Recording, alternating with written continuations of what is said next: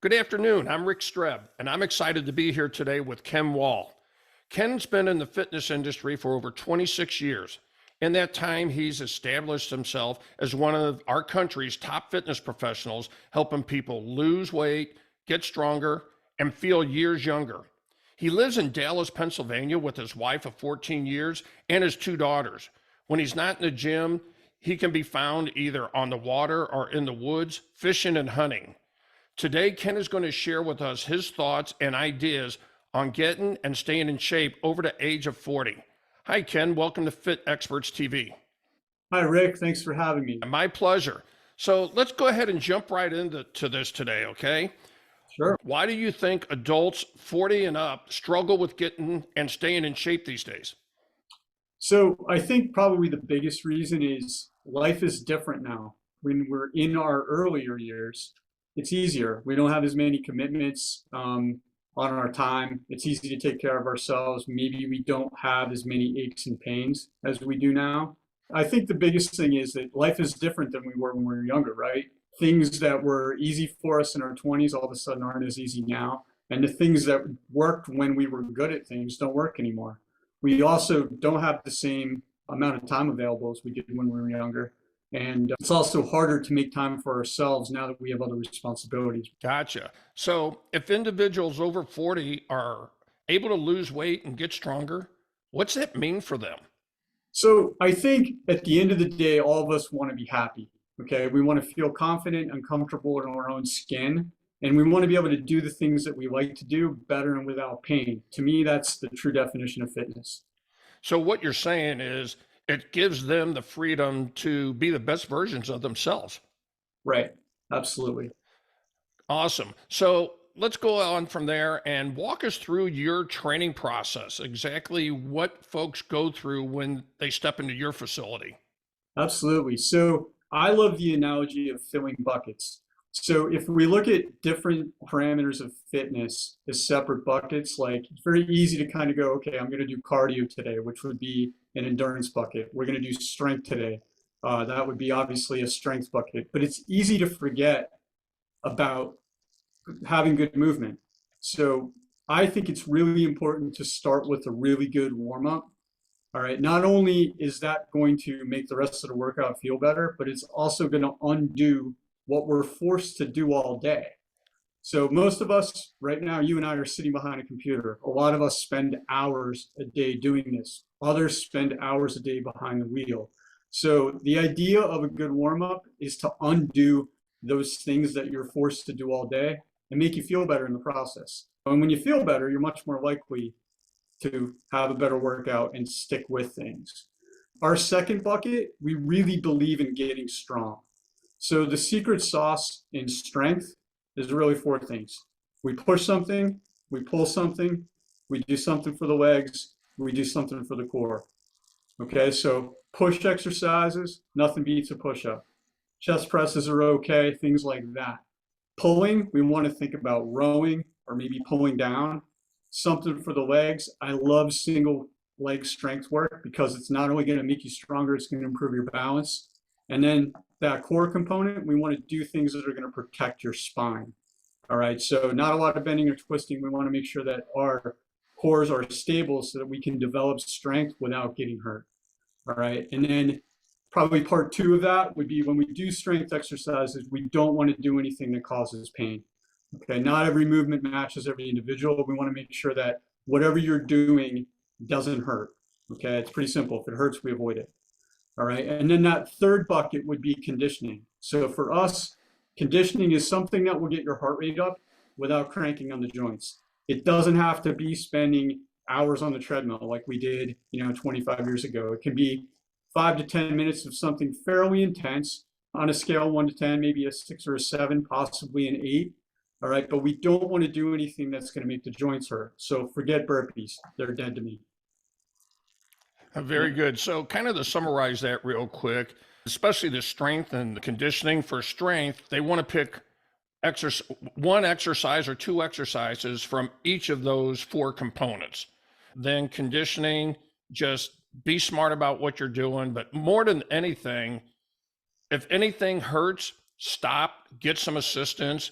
because fighting through the pain is never an answer. Right. I still think the biggest problem in the industry is this notion that pain and progress go hand in hand, and pain just stops progress every time. I agree. The whole no pain, no gain is one of the silliest quotes I've ever heard because that's how people get hurt. Should have died with disco, man. So, moving on, how challenging is it for folks over 40 to follow this process you just outlined? So the short answer is really it shouldn't be. Okay. We want to make sure that things are challenging from a standpoint of getting better. Okay. But they should be sustainable. So here's my way of measuring every successful workout. One, you do need to be challenged. Okay. Because like I said, without challenge, there's no change. Two, you should feel better than when you start. And I think there's probably a lack of emphasis on that one. Because if you feel better than when you start, you're going to, three, know that you can keep doing it. And being sustainable is the name of the game. So every session in my gym, in my opinion, every session everywhere else should look through success through that prism. So we should feel challenged, but we should feel better and we should know we can do it again. And basically, what that boiled down to is you're looking to create a positive result, but also a positive experience for them. Right. Absolutely. Cool. So, how soon do your clients start seeing results with your process? So, well, I think, first of all, we have to be able to define results. I think, most people, when they think about results, they think about weight loss. Okay. Which I understand completely. But the reality is you have to stack up some wins in order to see the measurements on the scale start to move. Okay. So, the most immediate change people will feel, the best result they will feel is they will feel better. And that happens during the first session. So if we can make you feel better, or if you can make yourself feel better quickly, okay, you're going to be more likely to do the things that are going to lead to the visible results that most of us, in the beginning we're chasing. So again, depends on the definition of results, but the short answer is immediately. Cool. So, what are 2 or 3 things that we need to know if we want to get and stay in shape over 50, being over 40 years old? So, I think you probably heard me hammer this point a couple times already. Harder is not better. Better is better. The fitness industry is famous for and Rick, you're probably familiar with this mentality of 1 is good, 10 is better mentality. And I think that keeps a lot of people out of the game. So, again, focus on quality and not quantity. Absolute must. Second is, while weight loss is important and we need to pay attention to that, we have to celebrate performance goals along the way, whether that's being able to use a heavier weight in a certain exercise or a certain movement getting better. Celebrating those little wins are going to be the glue between where you are right now and where you ultimately want to be. And if you ignore them along the process, you're pretty likely to get frustrated. And then third, and these all kind of tie together, small improvements done daily will always be way better than gigantic sporadic leaps of effort. So I think most of us have been there, right? We've gotten all fired up and we've decided we're going to run a marathon, or we're going to quit eating potato chips and drinking beer, and we're all in for about 36 hours. Yeah. So, consistency and sustainability are the 2 keys. Most powerful yet unsexy words on the planet. Absolutely. So, are there any mistakes you regularly see that folks over 40 make when they're trying to get and stay in shape? Yeah, I think the biggest is being swayed by marketing. And the fitness industry is pretty good at selling quick fixes and really kind of pie in the sky results. And when that becomes the bar, okay, that's a mistake, because any kind of regular sustainable result that you see is going to feel like a disappointment, and it's going to lead you to quit, which is what we're trying not to do. So another one would be comparison. Comparison works a couple different ways. Like if you start to measure your own journey by somebody else's who's further down the path, that can frustrate you. Or if you start comparing yourself to where you were, say 10 or 15 years ago, from a physical standpoint, that can frustrate you as well. One of the things that I'm really quick to point out with my members when they say, well, if I was just the way I was 25 years ago, usually in every aspect of your life, you're way ahead of where you were 25 years ago. And that former person you're trying to be is nowhere near as strong as you are now. So you have to be careful with comparison. Can you share with us a few clients that you've worked with who have gone through your process and what were their results? So, man, it's hard to just pick a couple, but Amy comes to mind. Amy came to us, started off as a regular personal training client, ended up a small group client. She had a rough experience with some other fitness programs, coaches that really didn't take her pain into consideration and they beat her up pretty good. But she started working one on one with the coach, got much more comfortable with that, graduated into small group, and lost a bunch of weight, is able to do things now that she was only dreaming about before. So now she's playing golf a couple times a week and doesn't need any pain medications. It's really life changing for her. Right, absolutely. Another one is Lisa. People kind of come in with the same thing. They want to look better naked, right? So Lisa had a weight loss goal, had a very, I would say, restricted view of fitness. She's been with us for quite a few years now, and her view on her own capabilities and her body are completely different. Again, able to do things that she would have never thought possible before. She's lost some weight, but she's also reached a place where she's actually really comfortable with herself and has confidence like crazy. She's not afraid to tackle anything. So, if someone is interested and would like to work with you, can you kind of walk us through the process that you would take them through? Sure. So when somebody inquires about joining us, the first thing I want to do is meet with them in person. Okay. And what I want to do is learn as much as I can about them as it pertains to health and fitness. We'll talk about any joint issues they have, any health issues they have, maybe some past successes and failures in fitness. And then I like to take them through a functional movement screen.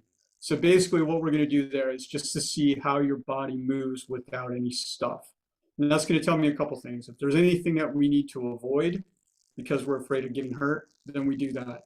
Probably more often than not, it's going to point out some things that we want to pay attention to build strength so you're able to do whatever you want to do without pain.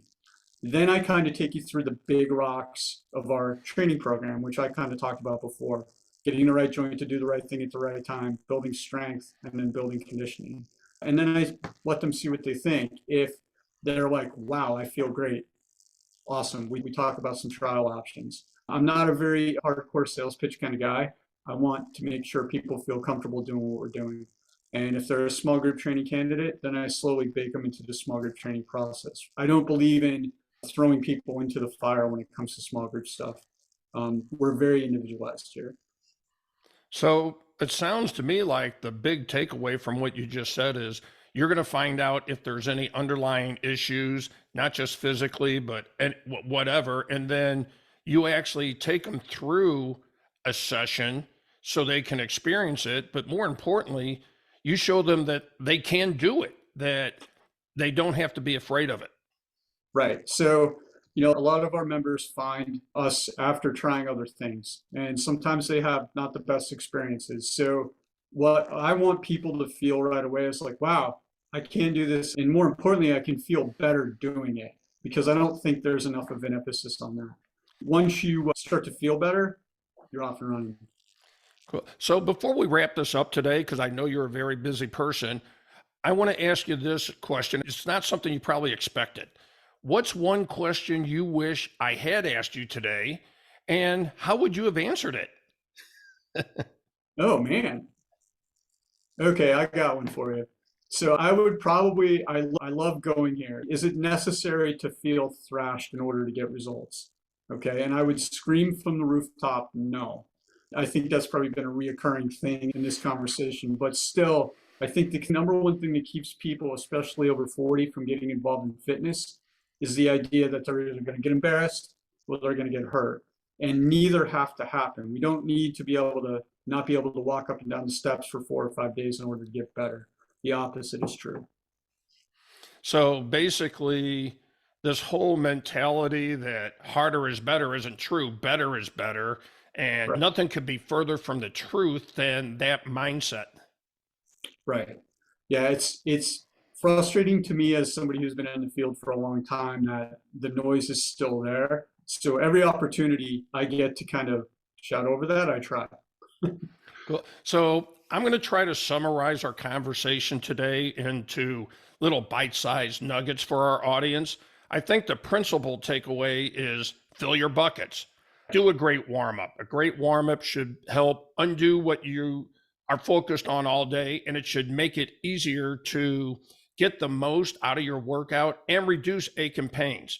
Secondly, get stronger. A good total body strength program should include four basic things: a push movement, a pulling movement, something for the legs, and something for the core that doesn't put your spine at risk, being really, really important. And I'm glad you said that.